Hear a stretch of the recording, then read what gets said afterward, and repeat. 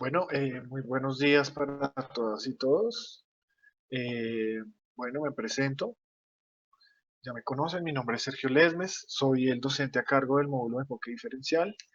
Y bueno, pues un poco la idea de esta retroalimentación directa es como ampliar algunos elementos del módulo y pues invitarlos a que tengamos como una interacción, bien sea a través de las videollamadas o a través del chat que ustedes tienen ahí a su disposición. Entonces, aclararles algunas cosas.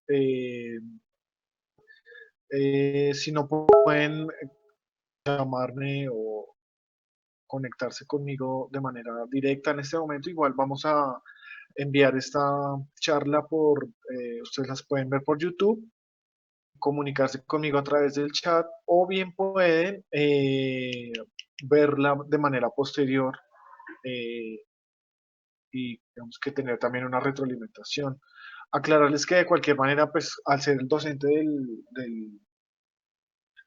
soy yo quien está a cargo de responder sus preguntas, de responder sus inquietudes y de recibir sus acciones. Entonces, de cualquier forma, si bien esta es una oportunidad importante como de vernos y de conocernos, vamos a tener la posibilidad de seguir interactuando a través del foro temático que está en el módulo.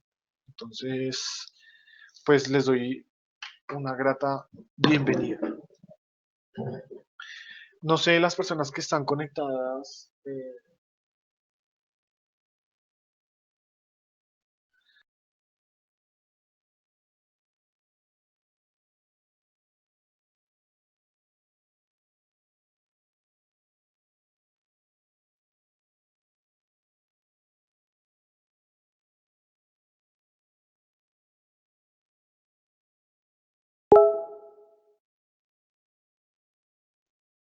la charla.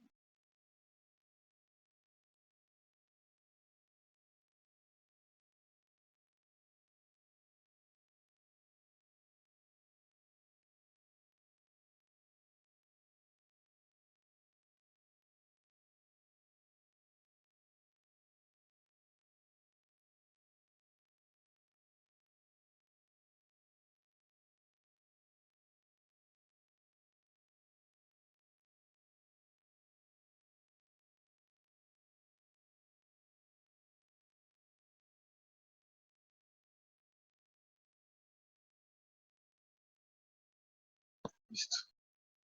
Vamos a seguir.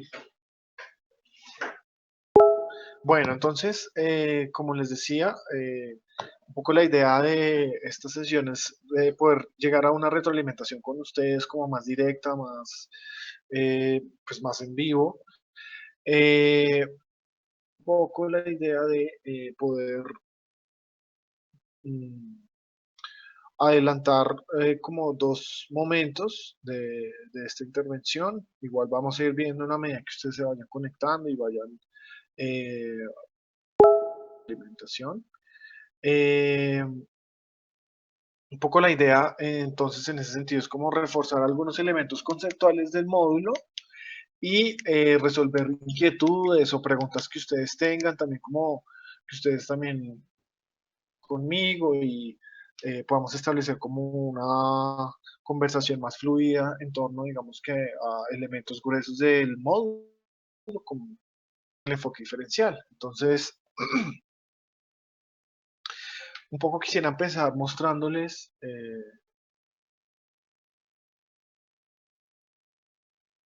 uh-huh, quisiera empezar mostrándoles un cuadro, un pequeño mapa conceptual, en el cual ustedes van a tener como un resumen, digamos, de lo que implica y de lo que compone al enfoque diferencial. Entonces, en este sentido, bueno, creo que es importante entonces el cargo que ustedes ya han tenido la oportunidad de ver, de ver.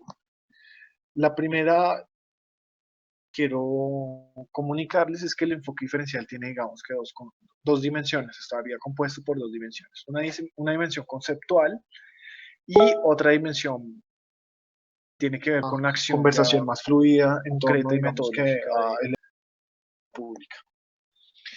En ese sentido, digamos que el enfoque diferencial en términos de una dimensión conceptual tendría un objetivo muy concreto, y es que nos permite o nos ofrece, es un enfoque que nos ofrece unas herramientas conceptuales que nos permiten reconocer y legitimar la singularidad y la especificidad, bien sea de sujetos individuales como de sujetos colectivos. Estoy hablando de grupos, de poblaciones, etcétera.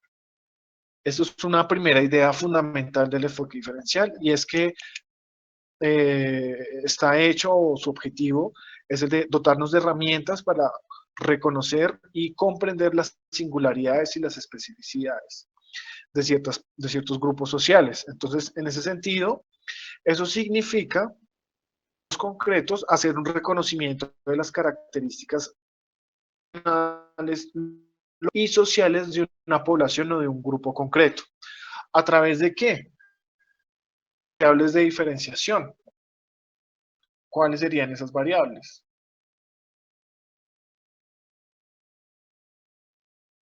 Son las siguientes. Ustedes seguramente ya están familiarizados con este dibujo, si no, no hay lío. Un poco lo que nos propone esta diapositiva que ustedes están viendo en este momento en su pantalla es tener en cuenta unas dimensiones que componen a un grupo o a una población concreta. Otra dimensión. Y esas dimensiones serían las que nos dotarían o nos darían la oportunidad de hacer un reconocimiento de la singularidad o la especificidad de esa persona. Ya ahorita voy a contarles porque es muy importante que esto de reconocer la singularidad y la especificidad de un grupo, de una población. De manera concreta, entonces esa especificidad estaría dada porque nosotros podamos entender que todo sujeto, que toda población, que todo grupo social tiene unas características que la definen, que la hacen singular, que la hacen específica. ¿Cuáles son esas características? Son su situación histórica, es su situación geográfica, la composición de este grupo en términos de su identidad de género, de orientación sexual, la pertenencia étnico-racial y la situación socioeconómica, física y cognitiva.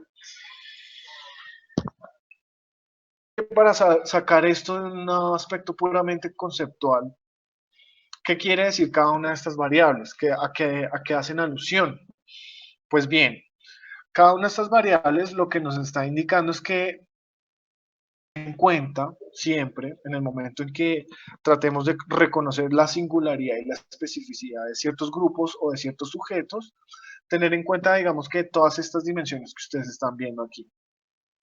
Cuando estamos hablando de esa dimensión física o cognitiva, estamos hablando de que es muy importante reconocer cuáles son las capacidades físicas, cognitivas, visuales, auditivas de una persona o de un grupo en particular. Una dimensión tiene que ver con una dimensión histórica. Alusión, pues, a las condiciones históricas particulares que le dan vida a un sujeto. Eso quiere decir que no es lo mismo que ser nace en el siglo XX o en el siglo XXI a una que nació en el siglo XVIII o siglo XIX. Es decir, la situación histórica define, digamos, que unos derroteros que tienen que ver con la época, con las condiciones ya históricas que han marcado la vida de las personas y sobre todo los marcos culturales bajo los cuales ha sido formada una persona. Lo mismo haber nacido en un contexto de una comunidad indígena, afrocolombiana, campesina o urbana. Una de esas condiciones de marca, digamos, que una situación y una dimensión histórica precisa que nos ha hecho ser, digamos, específicos, concretos, ¿no? Otra dimensión que siempre debemos reconocer en cualquier población o cualquier sujeto con el cual tenemos interacción tiene que ver con la situación geográfica, las particulares en donde habita, en donde nació o en las que esa persona ha llevado a cabo, en donde vive, ¿no? Esa situación geográfica es muy importante en un país como Colombia, que sabemos que está compuesto por múltiples regiones y cada región tiene unas particularidades y unas especificidades propias en términos de lo geográfico. Lo geográfico determina a las personas a nivel local. Y por eso es muy importante siempre que tengamos en cuenta si estamos hablando de una población que, que habita en una zona montañosa, que habita en una zona selvática, que habita en una zona desértica. Nuestro país está compuesto por todas esas condiciones geográficas. En el norte podemos ver una población que se asienta en un desierto, como en el de la Guajira. Tenemos una zona andina muy representativa, muy fuerte. Tenemos una zona amazónica, selvática. Tenemos unos llanos. Tenemos unas zonas costeras. Todo eso determina la manera en la que las personas también llevan a cabo su vida y es parte de lo que las hace y determina su especificidad. Hay otra dimensión que es muy importante tener en cuenta, tiene que ver con la situación socioeconómica. ¿Cuáles son las condiciones laborales de las personas? ¿En qué se han empleado históricamente? ¿Cuál es también el estrato social o la clase a la que pertenece? Eso determina también, digamos, la manera en la que adquiere, digamos, que una singularidad y una especificidad concreta. Cuando estamos hablando de la pertenencia étnico-racial, y ahí quiero ser enfático en una idea, la pertenencia étnico-racial no le pertenece solamente a una. Cuando hablamos de lo étnico-racial, no solamente estamos hablando de indígenas o afrocolombianos o raizales. Estamos hablando de que toda la población colombiana tiene o hace parte de un grupo étnico-racial. Obviamente estoy hablando de que la población mestiza también tiene una pertenencia étnico-racial, es mestiza.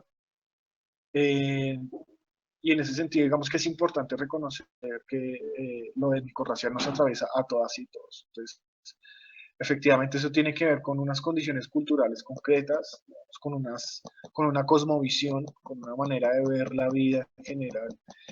Puede tener que ver con un idioma, con tener un idioma en particular, y ahí es muy importante que tengamos en cuenta que en Colombia el español, si bien es la lengua oficial, existen 65 lenguas más, incluyendo la palenquera, la, la lengua que se habla en San Andrés y Providencia, que es una lengua creol, y todas las demás lenguas indígenas que existen en el país. Otro asunto que tiene que ver con la pertenencia étnico-racial, por supuesto, tiene que ver con el tema de las creencias o la religión. Un país predominantemente católico, el catolicismo no es la única religión que existe en Colombia, ni es la única práctica o creencia religiosa. Los pueblos indígenas tienen cada uno sus propias prácticas y creencias. Algunos pueblos del Pacífico afrocolombianos también las tienen. Los pueblos raizales no se consideran católicos, como ustedes saben, muchos de ellos se consideran baptistas o rastafaris. El pueblo rom también tiene sus propias prácticas y creencias religiosas, los gitanos, estoy hablando de los gitanos en particular. Entonces, en términos generales, tampoco podríamos decir que Colombia está compuesta por un solo grupo, una sola creencia religiosa. No, si el catolicismo es predominante, también hay otras creencias y cosmovisiones y prácticas espirituales del país.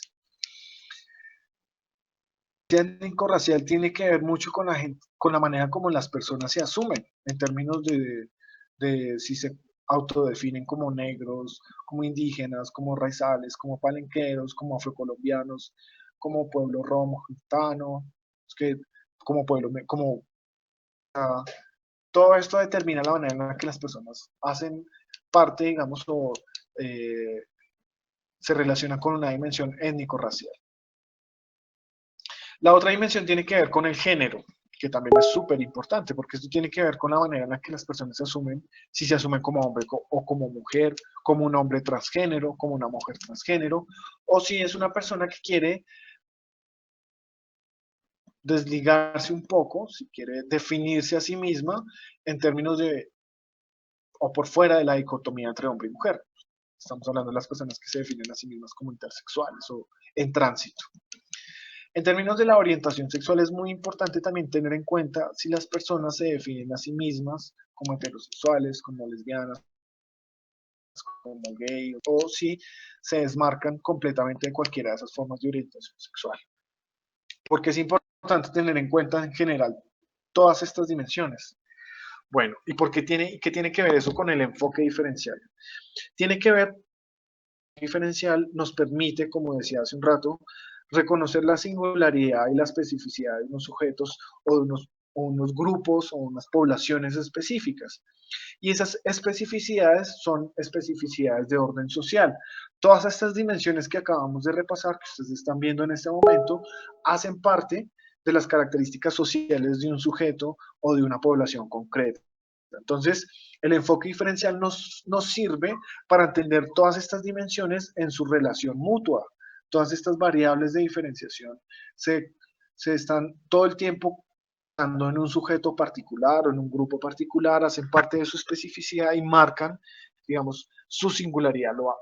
Todas estas variables serían, y otras, digamos, serían las que hacen singular a una persona, serían las que nos permitirían decir por qué un grupo o un sujeto en particular es singular, es específico a otro. En ese sentido, creo que es muy importante entonces recordarnos y ahí hacer otra acotación, y es que el enfoque diferencial no es entonces, como muchas veces, un enfoque que va dirigido hacia unos grupos en particular. No, el enfoque diferencial es un enfoque que está dirigido para todas y para todos, en el sentido en que busca proteger nuestra singularidad, nuestra especificidad como sujetos. Y en ese sentido, el enfoque diferencial lo que nos propone, y ojo con esto, eso es súper importante, lo que nos propone el enfoque diferencial en ese sentido es que toda política pública, toda manifestación de los derechos, toda afirmación sobre los derechos debe adecuarse a la especificidad y a la singularidad de los sujetos sociales, de todas y todos. Entonces, en ese sentido, el enfoque diferencial nos cobija a todos, en el sentido en que todas y todos tenemos un rasgo común y es nuestra diferencia. Cada uno es singular y específico. Entonces, en ese sentido, la propuesta del enfoque diferencial es cómo hacemos para que el discurso de los derechos humanos, discurso universal, a poder ser aplicado, poder ser entendido a partir de la especificidad. Igual con las políticas públicas. Y ahí ya entramos un poco a esa dimensión práctica o pragmática del enfoque diferencial. Y tiene que ver con que el enfoque diferencial es también súper útil para aclimatar, para singularizar, para hacer específica la política pública, para que toda política pública pueda adecuarse a las especificidades y a las singularidades de un grupo, de los grupos sociales o de distintas poblaciones. Una cuestión que es súper importante y es que, como ustedes saben, la Constitución Política de Colombia reconoce que nuestro país es un país pluriétnico y multicultural. ¿Esto qué quiere decir? Pues una cuestión muy sencilla, y es que si hay un rasgo común en los colombianos es que todos somos distintos, todos somos singulares, todos somos portadores de una especificidad. Esa especificidad está dada por estas variables de las que hablamos hace un rato. Nosotros encarnamos estas variables de maneras muy diferentes y es el cruce de todas esas variables los que nos hace específicos y singulares a cada uno de nosotros. En ese sentido, entonces, es clarísimo, si ustedes lo quieren ver así, que lo que nos propone el enfoque diferencial es reconocer nuestra singularidad, la singularidad de nuestra experiencia como sujetos. ¿Cómo reconozco yo esa singularidad? Pues teniendo en cuenta que a nivel regional y local, singularidades se hacen obvias, ¿no? Cuando vamos a la región del Chocó, vemos cómo la población tiene unas especificidades. Cuando vamos a Boyacá, la población tiene otras especificidades. Cuando vamos a la costa atlántica, zonas, cada grupo social, cada región que compone al país está compuesta por un montón de singularidades y especificidades, ¿sí? Que nos harían tener un rasgo común, como digo, y es que todas y todos somos distintos, todas y todos somos singulares y específicos. Bien, entonces en ese sentido, digamos, eh, volviendo un poco acá al tema de esta dimensión conceptual del enfoque diferencial, en últimas, lo que nos propone a nivel diferencial es encarar un poco, asumir que el tema de los derechos humanos, el discurso de los derechos humanos debe formularse desde una política cosmopolita e intercultural. ¿Y a qué hace alusión esto del cosmopolitismo y la interculturalidad? Pues sencillamente a que el discurso de los derechos humanos debe aclimatarse a las especificidades de cada región, de cada pueblo, de cada localidad que componen no solo a Colombia, sino a todo el mundo. El segundo elemento del enfoque diferencial, que tiene que ver con esta dimensión pragmática, nos propone, digamos que, la posibilidad de usar el enfoque diferencial para dos cosas. Una, como un enfoque que nos permite leer la realidad, ¿sí? Y cómo leemos esa realidad y cuál es la intención de leer la realidad, insisto, en reconocer unas singularidades y unas especificidades a nivel regional y a nivel local. Y esas singularidades y esas especificidades, como digo, son estas que ustedes acabaron de ver, ¿no? Están, tienen que ver con todas estas dimensiones que acabamos de ver. El elemento que nos propone el enfoque diferencial, digamos, la segunda posibilidad que nos da el enfoque diferencial es ser una herramienta para la acción institucional. Es que es muy importante entender que la política pública está compuesta por tres momentos. Por un momento de diseño, implementación y por un momento de impacto de evaluación. Si nosotros tenemos en cuenta que toda política pública, también es muy importante esto, tener en cuenta que toda política pública se plantea con una intención.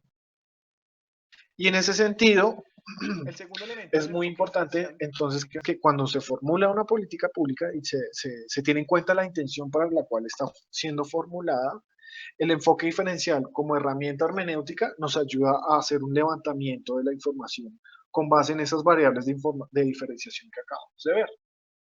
Cada vez que nosotros levantamos información a nivel central, formular una política pública, tenemos que tener en cuenta todas estas dimensiones, ¿no? La dimensión física, la dimensión histórica, la dimensión geográfica, la dimensión de la identidad de género, la dimensión de la orientación sexual, de la pertenencia étnico-racial y la dimensión de la situación socioeconómica.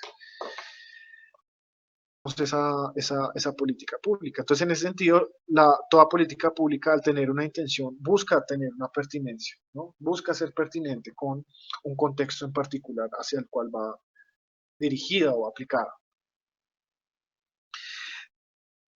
En ese sentido, el enfoque diferencial y digamos un poco resolviendo las dudas que generalmente suelen tener ustedes con respecto a, bueno, ¿cómo hago para que el enfoque sirva para algo, para que deje de ser un enfoque simplemente teórico? No es un enfoque teórico, de hecho es un enfoque súper metodológico, súper pragmático, porque el enfoque diferencial lo que nos propone es, digamos, respecto a la intención que tiene toda política pública. Y esa reflexividad del enfoque diferencial, digamos que siempre nos propone pensarlo en términos de, como ustedes lo ven acá, el enfoque diferencial siempre nos propone hacer una reflexión sobre la acción y viceversa, ¿no? Todo el tiempo estamos en este bucle entre reflexión, acción y volvemos a la reflexión.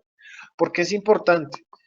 Y desde cuáles criterios de reflexión, cuáles son los criterios que nos permite o que nos ofrece el enfoque diferencial para hacer esta reflexión sobre nuestra propia acción o sobre nuestras intenciones cuando formulamos una política pública. Justamente es la de tener en cuenta, ¿no? En una política pública en contexto, ¿no? Es contextualizar la política pública. En últimas, la reflexión sirve para pensar en contextualizar la política pública. Ese es el principal aporte que hace el enfoque diferencial cuando lo estamos aplicando, cuando lo estamos usando, cuando lo estamos poniendo en práctica. ¿Por qué es importante contextualizar toda política pública?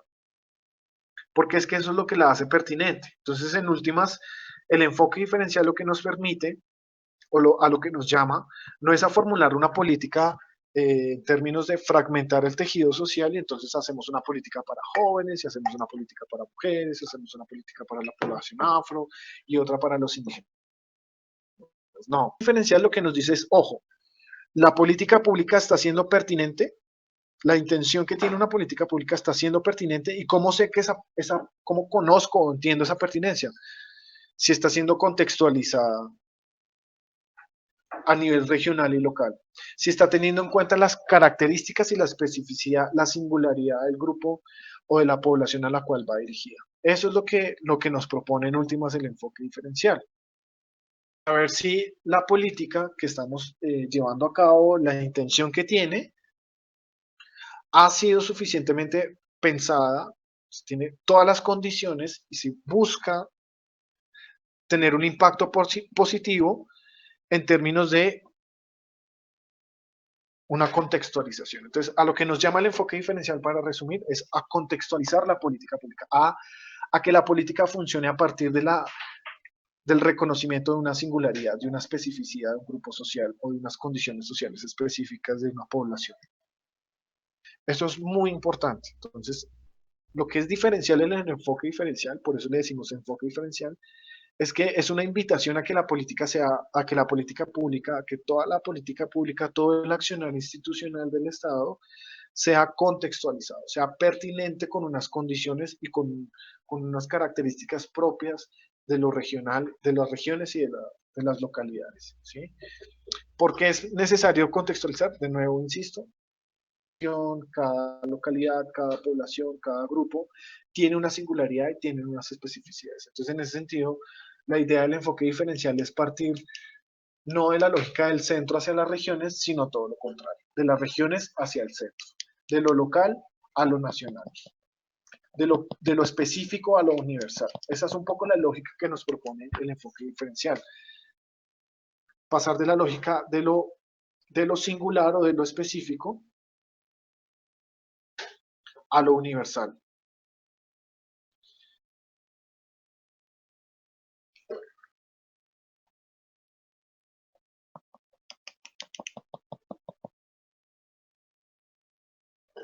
Bien, hay una persona, Liliana, me estás preguntando, la política, nos dices, la política pública de nuestro país se está renovando frecuentemente, teniendo en cuenta los cambios que se van dando a medida que se presentan diferentes eventos. Claro, no necesariamente, digamos que en los últimos años que ha habido una tendencia en la política pública a ser formulada cada vez más desde el centro, desde las capitales. Y en ese sentido, la política pública necesita renovarse, ¿sí? Como tú dices, necesita dar cuenta de, unos, de unas singularidades y unas especificidades en lo regional, en lo local. Sin embargo, en este momento, y por eso es importante también este curso, porque nos hemos dado cuenta que el enfoque diferencial ha sido instrumentalizado en la política pública de una manera errónea, digamos, no está siendo usado como debería ser. Y en últimas, lo que nos propone el enfoque diferencial es contextualizar toda la política pública, de lo específico de lo local hacia lo nacional, ¿sí? Que tenga un impacto a nivel nacional. Entonces nos dice Liliana, ¿cómo se hacen esos cambios? Yo creo que es muy sencillo. Cuenta justamente el reconocimiento de las singularidades y las especificidades de lo regional y lo local. Es decir, en últimas, teniendo en cuenta los saberes que tienen las comunidades sobre sus propias necesidades y teniendo en cuenta los saberes que tienen los funcionarios a nivel regional en el momento en el que estamos diseñando una política pública o en el momento en el que la estamos implementando o en el momento en el que estamos haciendo una evaluación de su impacto. En esos tres momentos el enfoque diferencial está funcionando, está operando todo el tiempo. Nosotros podemos ponerlo a funcionar y operar en la política pública. Entonces, por ejemplo, es muy importante que en el diseño de una política pública, en la intención, cuando estamos formulando su intención, para poder contextualizarla, es muy importante contar con la opinión y con la retroalimentación que se hace a nivel regional de la política. ¿Sí? Cuando voy a diseñar una política es muy importante contar con las voces de los funcionarios a nivel regional, así como de las poblaciones en las cuales va dirigido. Esa podría ser una manera de poner en acción el enfoque diferencial. ¿Cómo? Ahorita estábamos hablando con los funcionarios de otras regiones, por ejemplo, a través de una oficina que logre articular y crear articulaciones entre lo regional y lo nacional.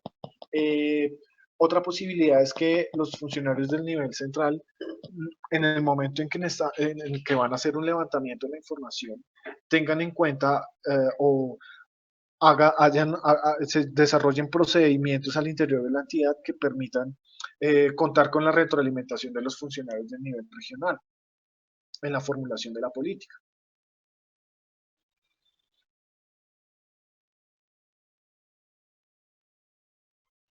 Claro, digamos, Beatriz nos pregunta que si el enfoque diferencial se plantea como un instrumento jurídico, ¿hasta qué punto estaría teniendo una incidencia efectiva en el diseño de políticas públicas?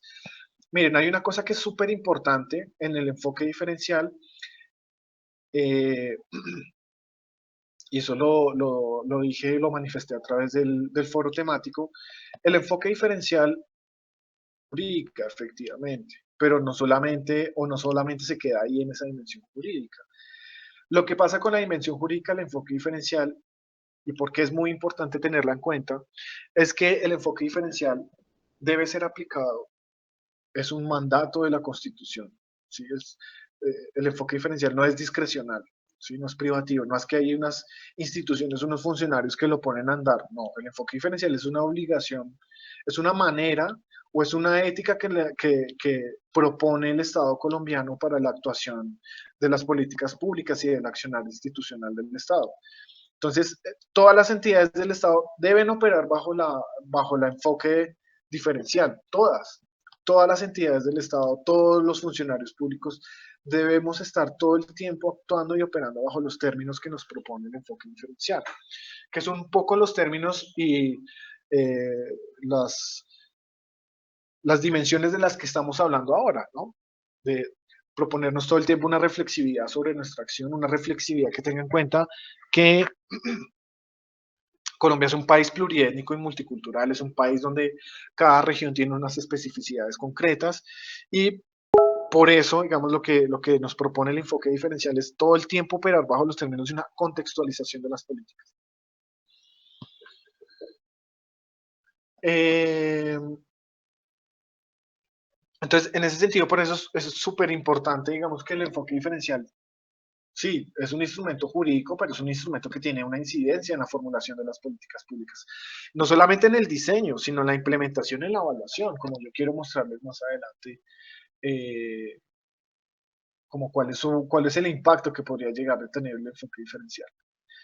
Entonces, si volvemos un poco acá a este marco teórico, perdón, a este gráfico conceptual, de este mapa conceptual, ustedes van a ver que efectivamente cuando pensamos en la dimensión pragmática del enfoque diferencial, digamos, que lo saca solamente de esa dimensión jurídica, uno puede ver que en lo que tiene que ver con la acción institucional, uno de los enfoques que contribuyen a entender qué es esto del enfoque diferencial es la concepción de la acción sin daño. ¿Qué es la acción sin daño? Bueno, acá tenemos otro mapa que nos permite guiarnos, tener una idea de qué es esto de la acción sin daño. En últimas, la acción sin daño es, es una propuesta que nos permite pensar ética y autocríticamente los efectos que tiene la acción humanitaria y que tiene en últimas toda política pública, toda acción institucional desde el Estado. También es importante ahí hacer una pequeña aclaración, es que el enfoque de la acción sin daño no solamente nos propone hacer esta reflexión ética y autocrítica al sector público, también se la propone al sector privado y al sector solidario, digamos, también teniendo en cuenta que casi todos los servicios de la entidad son tercerizados o son operados por un tercero, ¿no? Por operadores, como ustedes los llaman. Entonces, en ese sentido, no importa si estamos hablando del sector público, del sector privado, del sector solidario, en general, todas las entidades o instancias que llevan a cabo una acción humanitaria o social o llevan a cabo políticas públicas o prestan algún servicio público, están en la posibilidad de ser pensados autocríticamente desde la acción sin daño. ¿Por qué nace la acción sin daño? En últimas, porque cuando un grupo de personas que trabajaban en la cooperación internacional empezaron a darse cuenta que si bien toda política pública, toda acción humanitaria tiene unas buenas intenciones, también tiene unos efectos sobre las poblaciones. Y generalmente esos efectos eh, estos efectos tienen unas consecuencias sobre la población con la cual se está trabajando. Muchas veces esas consecuencias producían daño o producían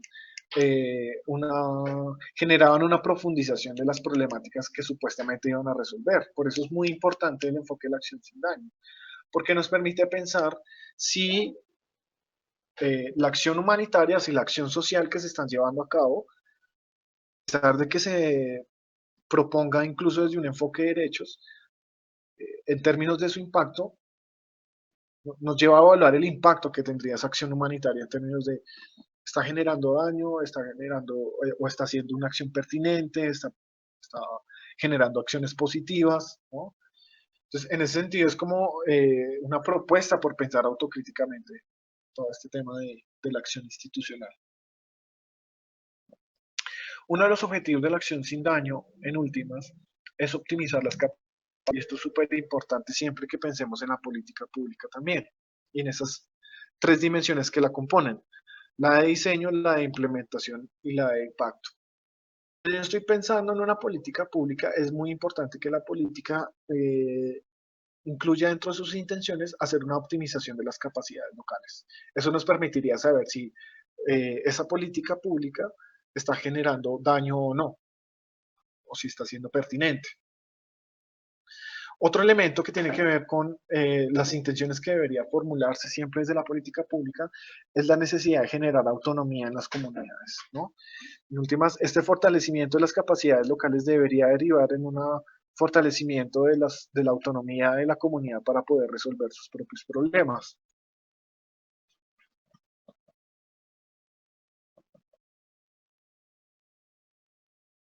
Exacto, mira, acá Mauricio nos está diciendo algo que me parece súper pertinente y que creo que tiene que ver con el enfoque, no, tiene que ver totalmente con el enfoque diferencial.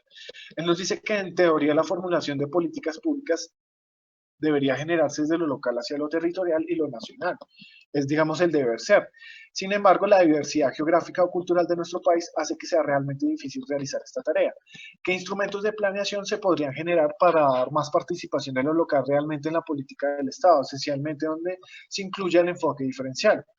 Como les decía, digamos ahorita, algunos compañeros suyos proponían la idea de generar una instancia, una oficina, eh, donde en el diseño de la política se tenga en cuenta, por ejemplo, o se hagan unas retroalimentaciones dentro de la entidad desde lo regional a lo nacional, donde se pueda tener en cuenta todas esas especificidades geográficas y culturales del territorio nacional, del país. Entonces, esa puede ser, digamos, una vía, pero en general, digamos que sería crear puentes al interior de la entidad que nos permita tener siempre una comunicación directa, una retroalimentación permanente entre lo regional y lo local con lo nacional, ¿no? Siempre, digamos que creo que eso es posible siempre y cuando digamos que haya ciertas voluntades al interior de las entidades para poder generar esos puentes comunicantes o esos vasos comunicantes con lo regional, nacional. Hay otra persona, Nancy, nos dice lo siguiente. Eh, Tal vez el enfoque diferencial ha permitido la construcción social e identidad de las prácticas cotidianas. Lo anterior es clave para los escenarios de restitución máxime que en un primer momento la familia Mosquera, está hablando del caso. Bueno, ahorita más adelante vamos a hablar de, del taller que les envié. Sí, efectivamente la idea es que ahora comparten la solución del taller eh, en el foro temático del módulo 2. De esta forma vamos a poder tener una retroalimentación con de las respuestas. Bueno, entonces, un poco volviendo a, a, al esquema que nos propone, digamos, la acción sin daño, como les decía, es un enfoque que nos propone hacer una reflexión ética y autocrítica sobre los efectos que tiene toda política pública. En ese sentido, digamos que nos propone pensar que toda política pública, al tener una intención, tiene entonces unos efectos, tiene unas consecuencias, y en ese sentido nos llama el enfoque de la acción sin daño a hacernos responsables de esos efectos que tiene. la política o la acción humanitaria. Y para eso, para, digamos, asumir nuestra responsabilidad sobre los efectos que tiene toda política, toda acción humanitaria, debemos hacerlo teniendo en cuenta tres criterios fundamentales. El primero es la dignidad, y es la idea de que ninguna política y ninguna acción humanitaria debe pasar por encima del hecho de que la humanidad es un fin en sí mismo, ¿no? Y eso es súper importante, porque generalmente hacemos políticas pensando más en los indicadores, pensando más en ejecutar unos presupuestos que quedaron en blanco, en llevar a cabo una política de gobierno. No, lo primero que nos propone la acción sin daño para saber que no estamos generando daño en las poblaciones es la idea de que la humanidad es un fin en sí mismo. Vemos este asunto muy fácil, tratando de que en el diseño de toda política, de toda acción humanitaria, estemos incorporando un enfoque participativo de trabajo con la gente, las personas a nivel regional, a nivel local, los funcionarios públicos a nivel local, a nivel regional, tienen unos conocimientos, tienen unos saberes sobre los problemas sociales sobre los problemas y sobre las características de las regiones. Y en ese sentido es súper importante poder incluir esos saberes en la formulación de las. Otro elemento tiene que ver con la libertad, y esto es súper importante para mí, y es que entendamos que las personas tienen siempre la oportunidad de elegir. ¿Y cuáles son las oportunidades efectivas que tienen para poder elegir? Muy importante, muy importante, reconocer que las personas las personas también, digamos, cuentan con una autonomía, son sujetos capaces de plantear sus propias soluciones. Entonces, cuando estamos haciendo alusión a esta cosa de optimizar las capacidades locales, lo que estamos haciendo, estamos es aludiendo a eso, a que los sujetos son capaces de plantear sus propias soluciones. Y en ese sentido, lo que se debe hacer al momento de la formulación de una política pública es conocer las condiciones del contexto social, político, cultural, económico a nivel local o comunitario. Yo quiero levantar información para generar una política pública, para abrir un nuevo servicio dentro de la entidad, conocer las condiciones del contexto. ¿Cómo las conozco? Insisto, a través de un enfoque participativo que me permita conocer la opinión de la gente, saber cómo piensan ellos que son los problemas, conocer la opinión de los servidores públicos a nivel regional y local, porque ellos tienen una idea de cómo funcionan las cosas a nivel local y es muy importante siempre tener en cuenta entonces esa retroalimentación desde el nivel nacional para la formulación de una política. El otro elemento tiene que ver con la pertinencia de la intervención y eso nos lleva, y esto es también súper importante, a tener una capacidad de apertura para desaprender esquemas de trabajo ya incorporados que nos permita justamente hacer una comprensión compleja de las realidades a nivel local y regional o comunitario, ¿no? ¿Cómo hago yo para entender la especificidad, ¿sí? Las características propias de un contexto? También tiene que ver con una capacidad mía, ¿sí? Como funcionario, de desaprender esquemas que yo ya tengo incorporados dentro de mí, ¿sí? Y por otra parte, ciñéndonos a unos elementos que tienen que ver con la ética de lo público. Y es que yo tengo que ser objetivo, yo debo ser imparcial. Mi deber como funcionario público siempre está en ser objetivo, ser imparcial. Dar un buen servicio a las personas significa siempre eso, tener una capacidad de apertura, ¿sí? ¿Para qué? Para en últimas poder entender las condiciones en las cuales viven las personas, cuáles son sus condiciones sociales, políticas, culturales, económicas, de orientación sexual, de su pertenencia étnico-racial. Yo no puedo discriminar a las personas por ninguna de esas condiciones, ¿no? Mi deber como funcionario público justamente es ser objetivo e imparcial en el trato con las mismas. Y la objetividad y la imparcialidad implica justamente tener una capacidad de apertura hacia las diferencias y hacia las características que hacen singular a otra persona o a otro grupo social. Ahora, en términos de definir un poco qué es el daño, digamos, qué sería actuar bajo una perspectiva o cuando yo hago una evaluación ya de una política y me pongo a revisar si esta política más bien generó daño o más bien no fue pertinente para la población a la que iba dirigida, cuatro cosas. Si la política que hicimos entró a acentuar diferencias o desigualdades, eso nos da un indicador de si genere daño o no. Si la política entró a acentuar esas diferencias y entró a acentuar desigualdades, entonces generé daño a través de la política que quería implementar. La otra dimensión es si existen comportamientos o actitudes contrarias a las propias como requisito para el acceso a servicios y recursos. Otra manera en la que generalmente generamos daño o llevamos a cabo acciones no pertinentes para un contexto, para una población concreta, es cuando le exigimos a las personas, ¿sí?, tener unos requisitos mínimos para el acceso a los servicios y los recursos. Creo que ustedes a nivel ya de la implementación de una política se pueden dar cuenta de eso cuando le pedimos a unas personas que tienen dificultades para cedularse, como es el caso de los pueblos indígenas, que presenten su cédula para poder acceder a un servicio, a un recurso. Ahí estamos generando daño, ahí estamos violando derechos. Otra dimensión tiene que ver con el hecho de introducir necesidades o demandas ajenas a los modos de vida de las personas, ¿no? De solucionar un problema, nosotros a través de una acción institucional generemos unas necesidades o generemos unos problemas que las comunidades o no tenían o no se adecuan a sus modos de vida. Esto es vital, ¿no? Esto es vital en el enfoque diferencial. Y en últimas para saber si las políticas que estamos generando son pertinentes y es si esas políticas se están adecuando a los modos de vida de las personas. Por eso es que es importante esto del enfoque participativo, porque las personas nos van a contar todo el tiempo cuáles son sus modos de vida.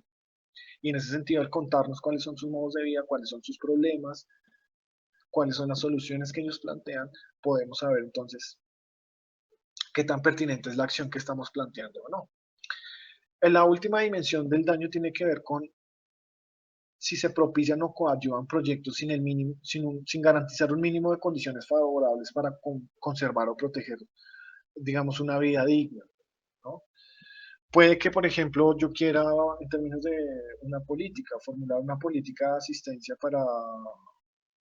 de habitabilidad. Entonces, se crea un barrio o se construyen unas casas con unas características arquitectónicas específicas, pero resulta que la comunidad a la que van dirigidas este programa, eh, pues no se adecua a esos espacios o tiene otra manera de ver y de organizar su vida social. Y en un tema lo que yo estoy haciendo ahí es un daño enorme, ¿no? Porque no garanticé unos mínimos que permitieran garantizar la dignidad de estas personas. Digamos que ejemplos hay muchos. Yo creo que a nivel regional se pueden plantear, digamos, una casuística más concreta de cómo se conservan, digamos, estas condiciones mínimas favorables para la dignidad. Pero en últimas lo que quiere decir esto es que yo genero daño cuando lo que hago es, digamos, no proteger la dignidad de las personas. Cuando la política lo que hace es vulnerar su dignidad. En términos de dignidad, pues estamos hablando de que, de nuevo, la humanidad es un fin en sí mismo, ¿no?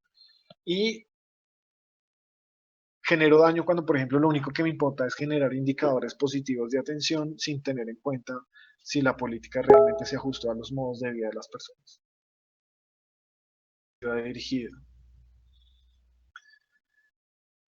Entonces, bien, yo creo que en términos generales eso sería un poco como un esquema general de lo que implica el enfoque diferencial. Simplemente un poco, bueno, recordarles, entonces ya para cerrar, eh, pues que voy a seguir acompañándolos como tutor del módulo. La idea un poco con los casos que algunos ya están enviando, de la manera en la que podrían resolver el caso, es que, insisto, repito, nos los envíen al foro temático del módulo 2, envíen la resolución del caso ahí a través del foro temático. Y pues mi compromiso aquí, porque pues, una retroalimentación más directa a través del streaming, pero pues mi propuesta entonces es que con base en la charla que acabamos de tener o que ustedes acaban de ver, eh, pues no sé si tienen preguntas, si quieren ampliar algo, lo hagamos a través del caso, de lazo. Y yo me comprometo con ustedes a hacer una retroalimentación del mismo por la vía del foro del módulo temático. Entonces, eh, por ahora vemos que hay conectadas 9 personas, entonces,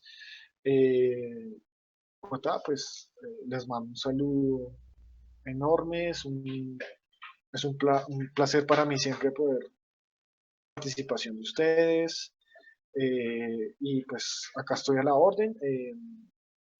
Insisto, la retroalimentación de los casos ya la voy a desarrollar a través del módulo temático del módulo 2. Entonces, les mando un fuerte abrazo y la mejor de las suertes.